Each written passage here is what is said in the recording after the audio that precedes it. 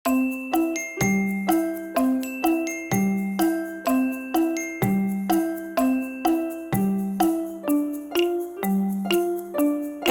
tími á tiltekt. Frábæru Systema geymsluboxin eru nú fáanleg í Netto. Skemmtilegt skipulag með snjöllum lausnum frá Systema. Netto. Kræsingar og kostakjör.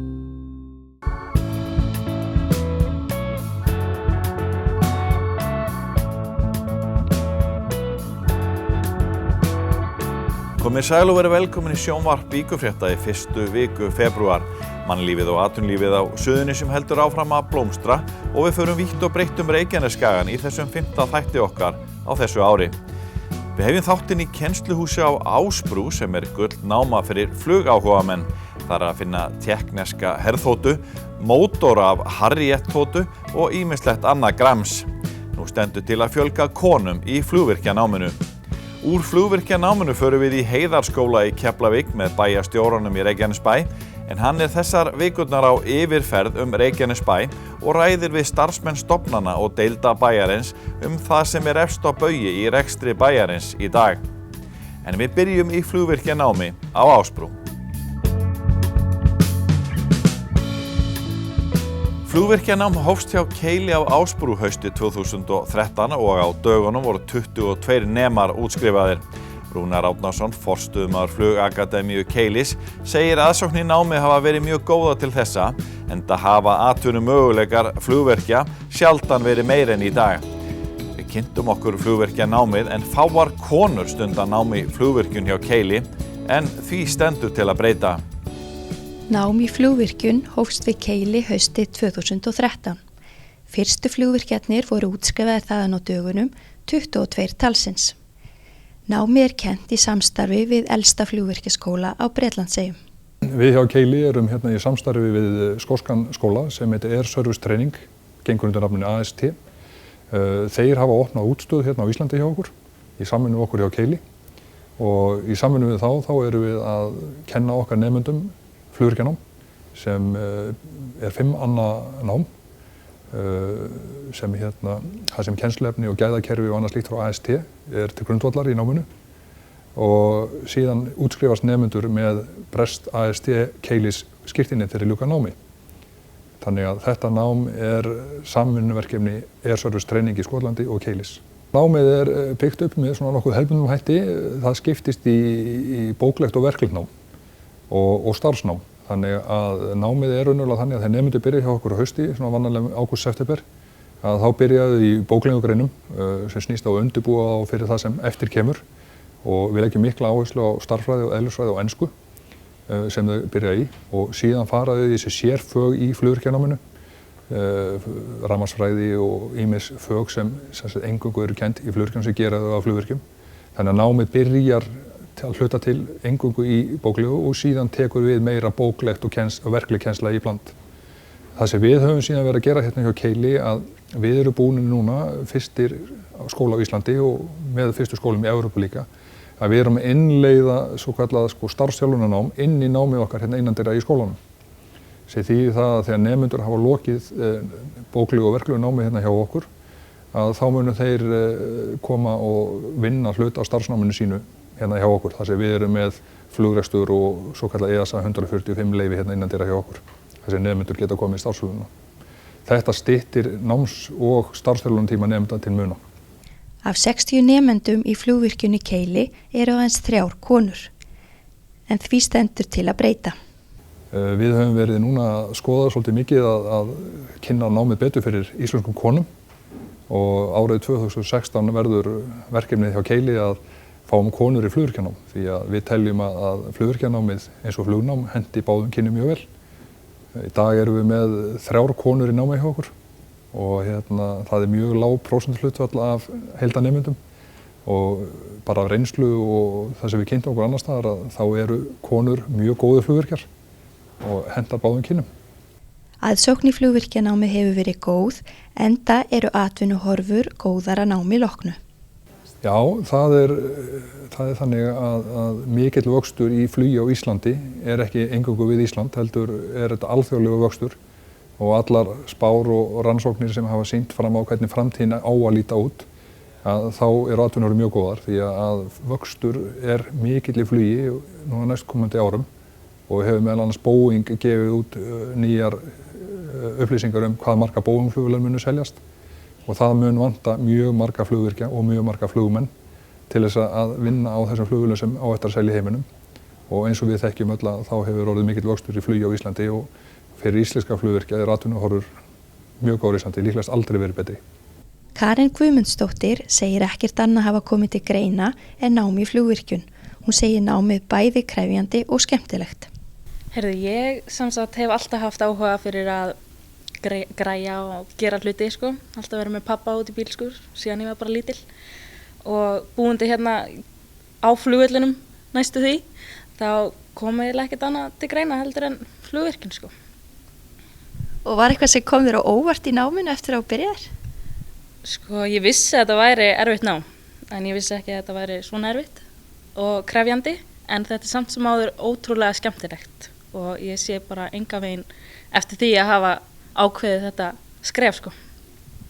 Nú eru þið töluvert færri stelpurnar í strákarnir. Er það eitthvað nátt erfitt? Alls ekki. Það er bara gaman, sko. Strákarnir eru svo líbó og það er fínt að vera með þeim. En hver er svo drauma vinnustæðurinn?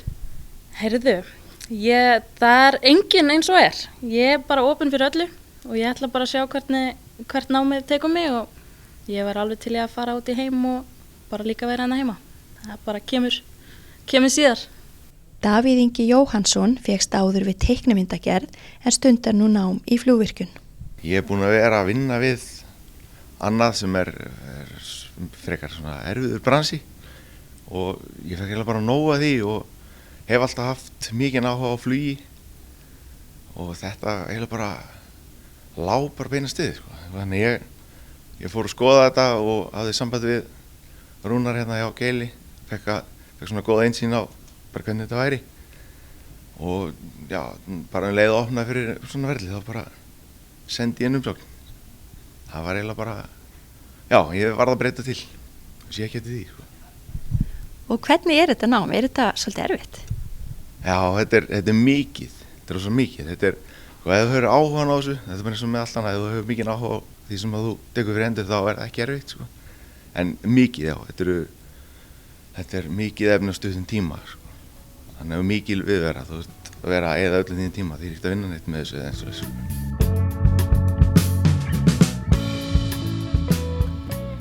Kjartan Már Kjartansson, bæjarstjóri Reykjanesbæjar, hefur undanfarna daga heimsótt stofnanir og deildir bæjarins til að veita starfsmönnum og bæjarbúum upplýsingar rekstur og starfsemi sveitarfélagsins.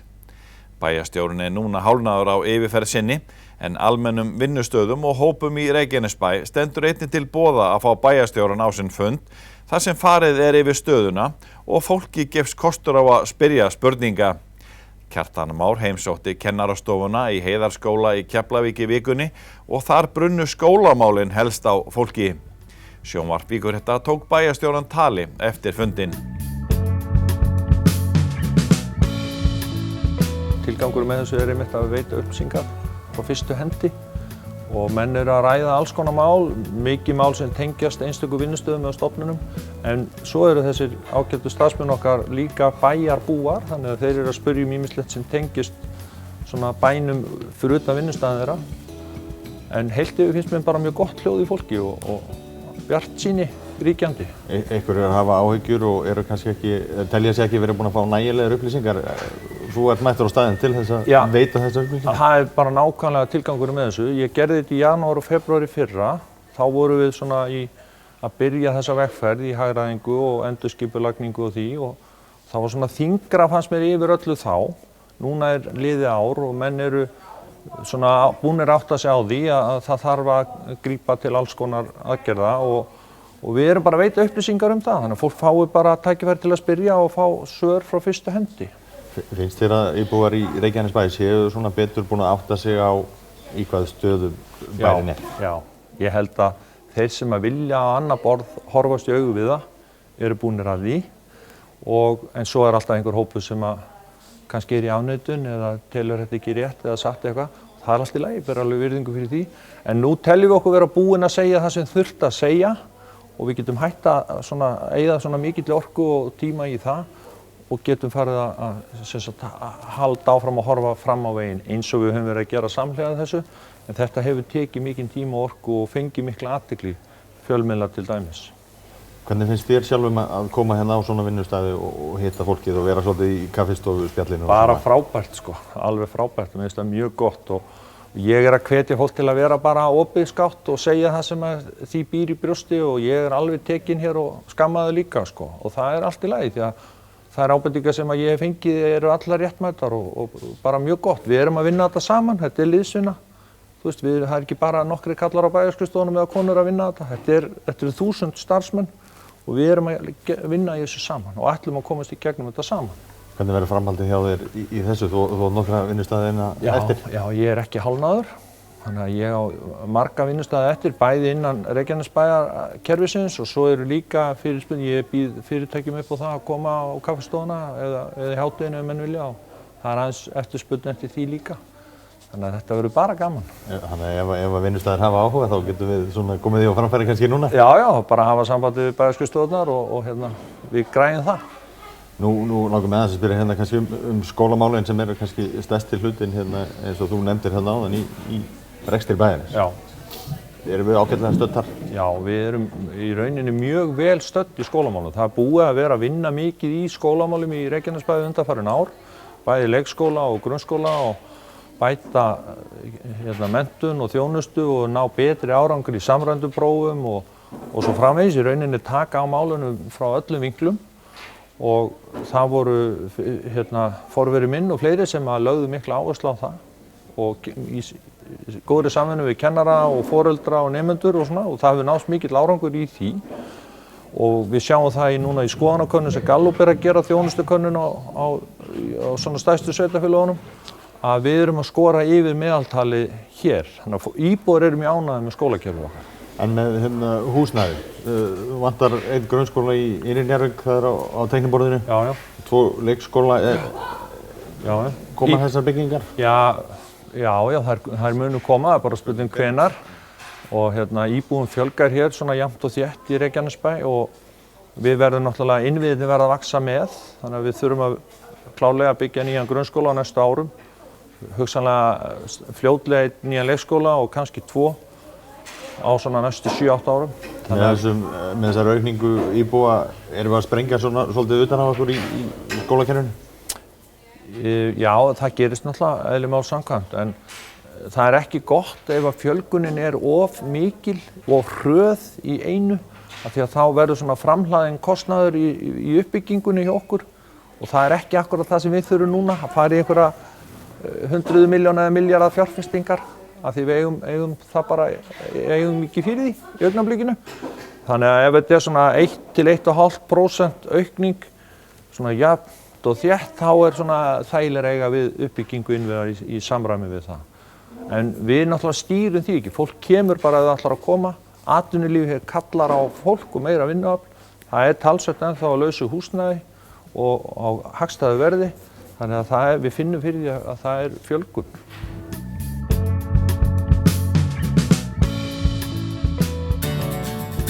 Bókaðu bílinn þinn á bílahótel og láttu degra við hann á meðan hún ferðast.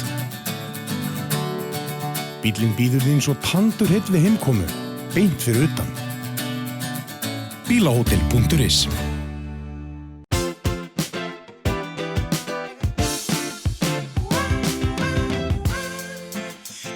Byrjaðu fríið fyrr og njóttu lífsins. Keflavíkurflugvöllur.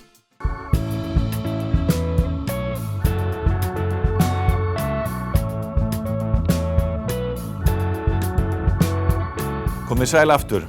Við hefjum síðara hlutan á fjallgöngu með göngugarpi á níræðisaldri og kíkjum á klósettið í Akurskóla en þar hefur verið ákveðið að fjarlæga merkingar kyn. Tilgangurinn að skólinn verði ekki lengur kynjaskiptur. Þá fáum við fréttapakka frá Suðurnesjum en við hefjum leikinn á Þorbirni við Grindavík.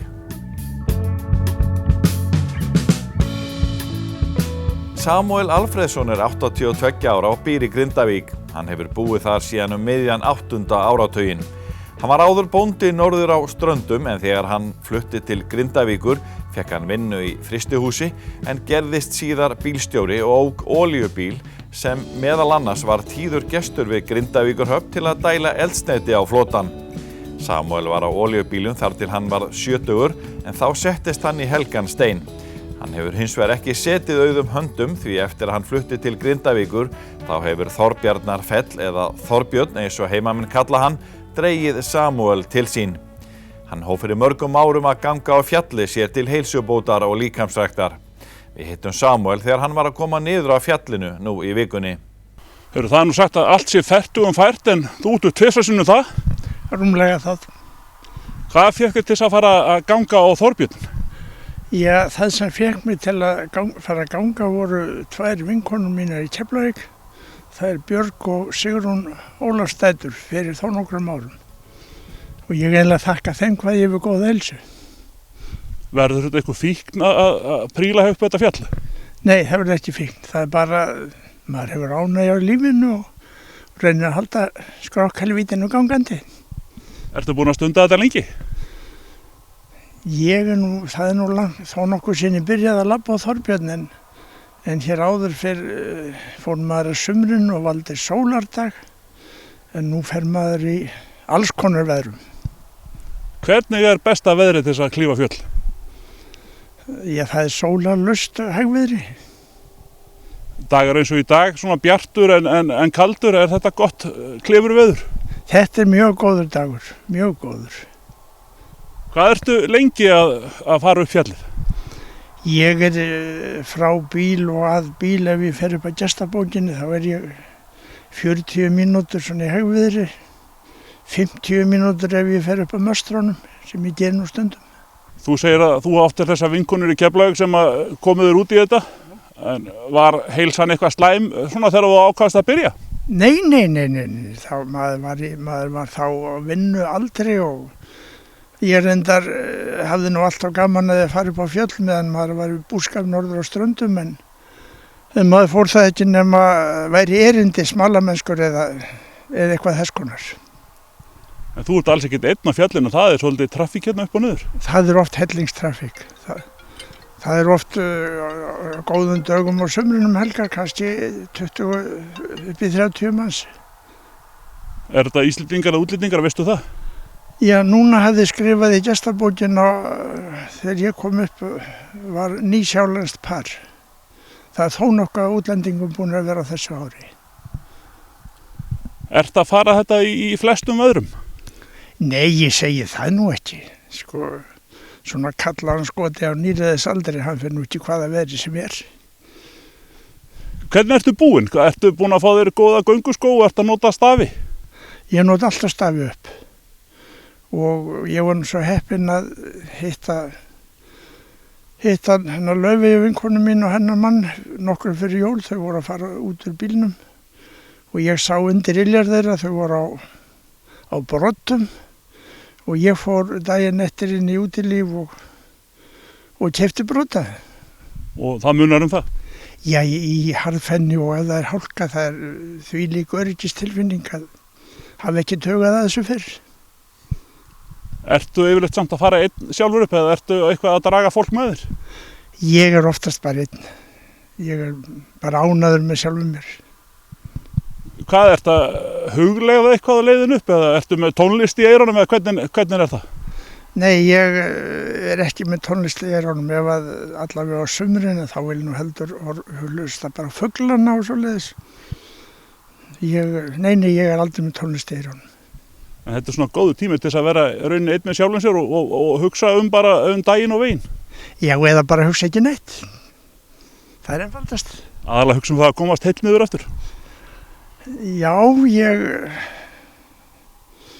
lenti nú í því í haust á auðum vegi að strauja götuna aðeins með andlitinu og það var ekki gott. En ég var óbrotinn. En þú ert meðvitaður um að það eru hættur við hvert fótmál? Já, ég hef farið gætilega síðan. En þú ert ekkert að stunda ykkur aðra líkamsrækt? Ertu eitthvað að fara í líkamsræktina í Grindavík? Nei, ég fer bara, við gamlingarnir megum labba í hópinu frá 6 á morgnana og ég mæti þar yfirleitt 6 leytið til þess að svona til öryggis eða skildi nú ekki vera veður til að hreyfa sig upp á Þorbjörn. Og labbar það mikið þar? Já, ég labba svona hálftíma, 40 mínútur. En hvað þetta, veistu hvað þetta að gefa þér? Hvað ert að brenna og annað slíkt í þessari hreyfingu? Ég hef ekki hugmynd það. Ég veit bara að ég er ekki með ístru og vil ekki vera með ístru. Ertu að borða vel fyrir svona ferð? Eða hvernig hugar að mataræði? Nei, ég borða bara helst gamlan íslenskan mat, feita bringukolla og svoleiðis. Það tími til þess núna á þorranum? Já, mjög góður tími. Akurskóli í Reykjanesbæ hefur ákveðið að fjarlæga merkingar kyn á salernum í skólanum. Tilgangurinn að skólinn verði ekki lengur kynjaskiptur. Sjónvarp Víkurfrétta ræddi við Sigurbjörgu Róbertsdóttur skólastjóra þessa ákvörðun skólans. Hvers vegna tókuð þessa ákvörðun að fjarlæga merkingar við salernin í skólanum?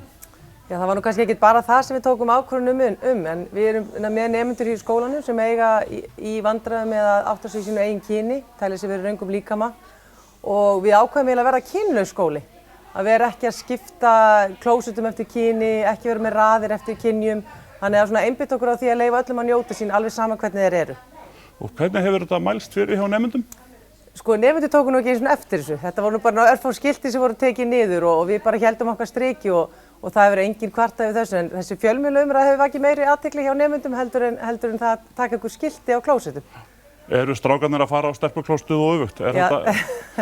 Þetta nú bara eins og klósettin heima hjá okkur. Þetta bara eitt salerni með vaskinn á. Þannig að það ekkert mert stráka eða stelpu lengur. Þannig að þau fara bara þau salerni sem eru laus.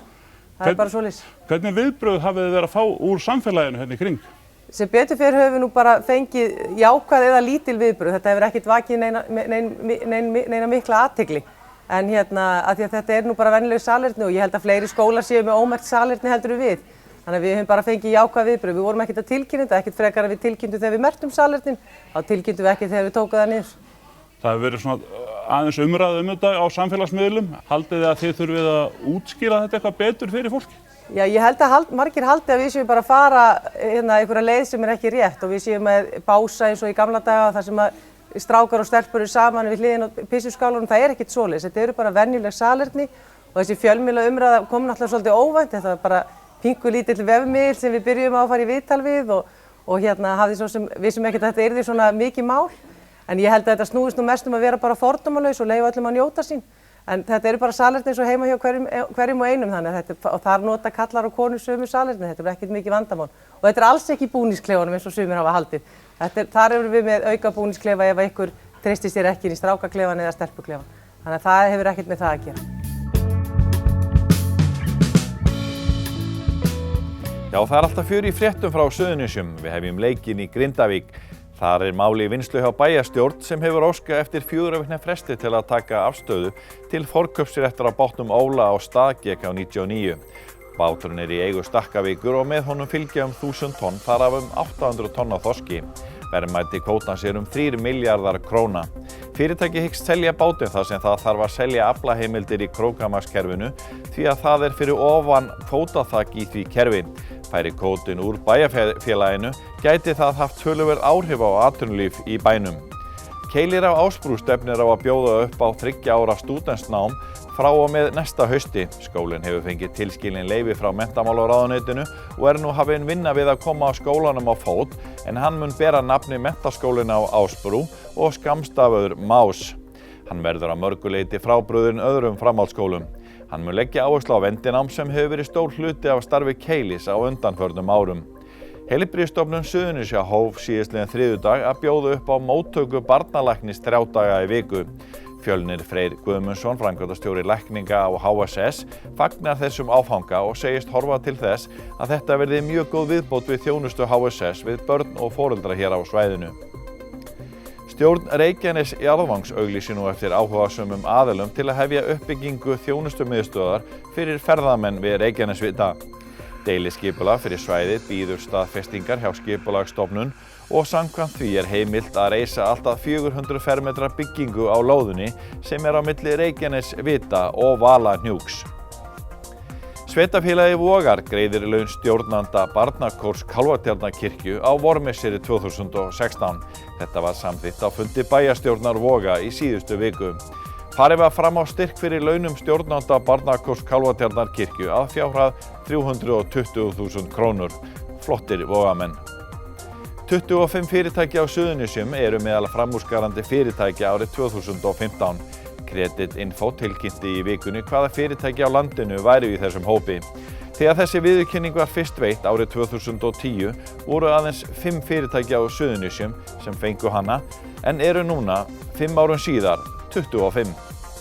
Listasafn Reykjanesbær opnar laugardaginn 7. febrúar ljósmyndasýninguna Iceland Defence Force á Sprú í sýningarsal safnsins í Dús safnahúsum. Ára yfirgefinna staða framar öðru viðfangsefni Braga Þórs Jósefssonar ljósmyndara í þessari myndröð sem sýnd En flesta myndirnar tók Bragi á Keflavíkurflugvelli í kjölfar brottflutnings hersins árið 2006.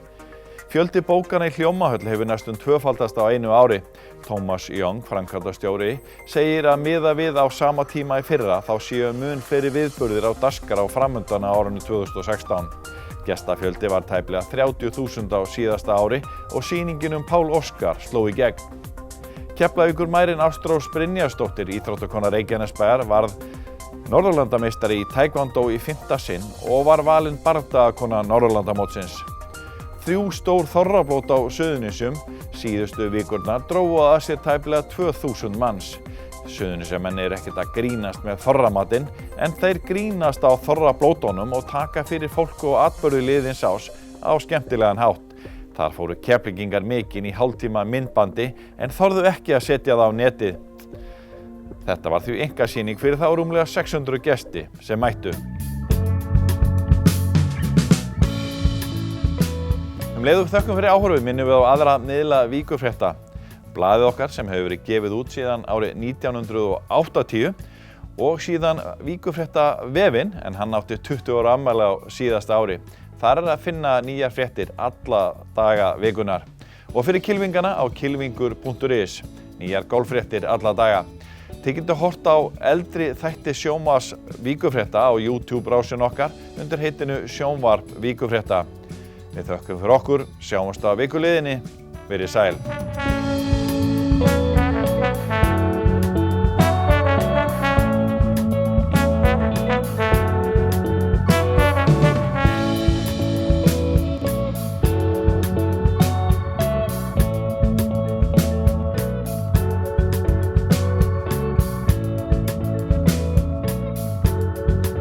Vertu velkominn á Rocksafn Íslands. Þar getur þú prófa að hljóðblanda, spreytt þig á hljóðfærum, skellt þér í bíó, skoða muni úr rocksögunni og margt fleira. Við tökum vel á móti hópum af öllum stærðum og gerðum. Ég vil að þú